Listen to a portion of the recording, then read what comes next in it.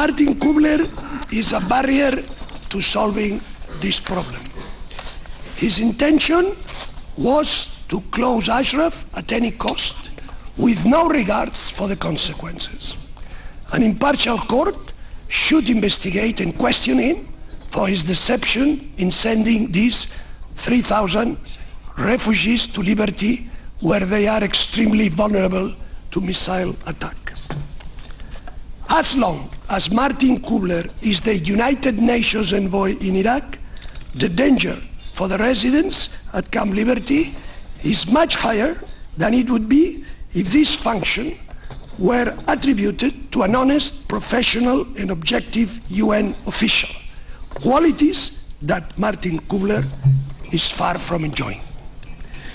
Martin Kubler is a shame for the United Nations, a shame for Germany, and a shame for Europe.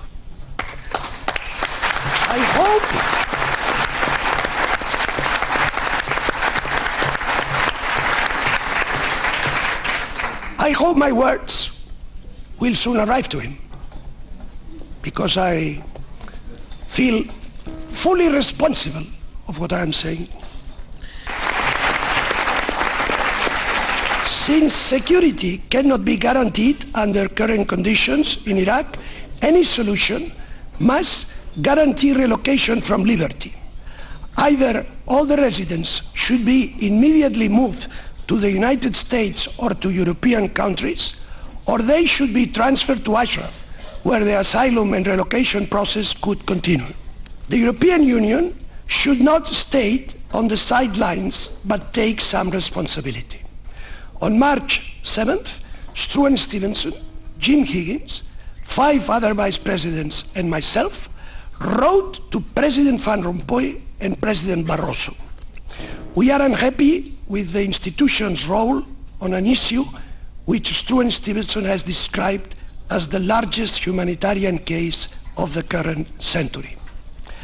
I remind these leaders, particularly Lady Ashton, who continues to praise Kubler, of the responsibility they carry for any bloodshed at liberty.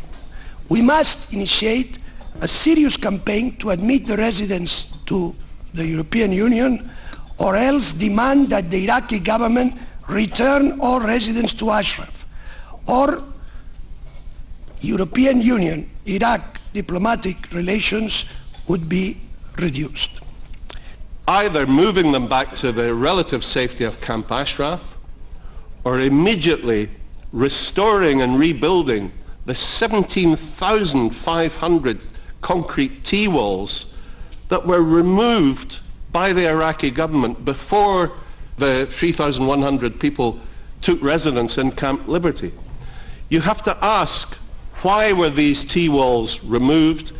They were built by the Americans to provide security from rocket and mortar attacks when the American military were occupying Camp Liberty. Why were they removed? You have to ask yourself, why were the body armour and hard hats which belonged to the people of Camp Liberty forced to be left behind in Camp Ashraf? Why have they not been given the right to build a concrete bunker in which they can take shelter in the event of another rocket attack? Why have they been refused permission even to be supplied with shovels to dig trenches in which they can hide in the event of another attack?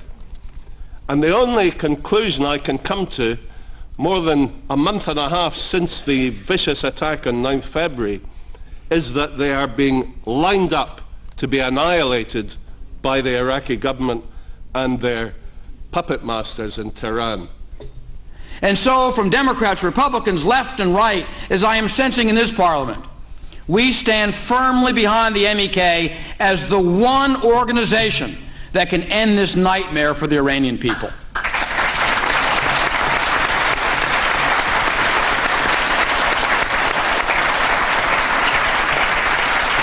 You know, the road to a free Tehran today leads through liberty. But now the people of Camp Liberty, not in anger, but in a practical accommodation to the fact that we didn't keep our word, have made a simple request. They want to live. And to live, they want to return to the relative safety of Ashraf. Not an unreasonable request. Or they want simply the means to be defended in liberty. I'll tell you what they want. And anyone here tell me where it's unreasonable. They own bulletproof vests and helmets. They want no money. They want no gifts. They own them. They're at Ashraf. They'd like them brought to liberty. Unreasonable? Instead, we are told by my government and perhaps yours that security lies not in these means, but in leaving the country.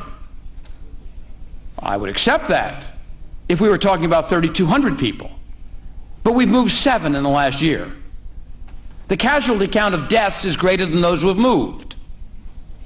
I've been to very many meetings in this Parliament, and time after time we have described, first of all, Ashraf, and secondly, liberty, what is happening, the awful conditions, the unacceptable conditions. Yet, things just continue to deteriorate. They just get worse and worse. And we stand by on the sidelines.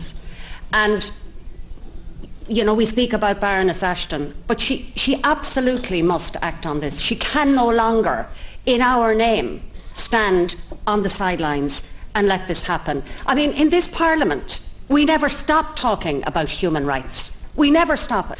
So all I can finish up is I agree with Vice President Vidal Quadras. We can't stand on the sidelines any longer.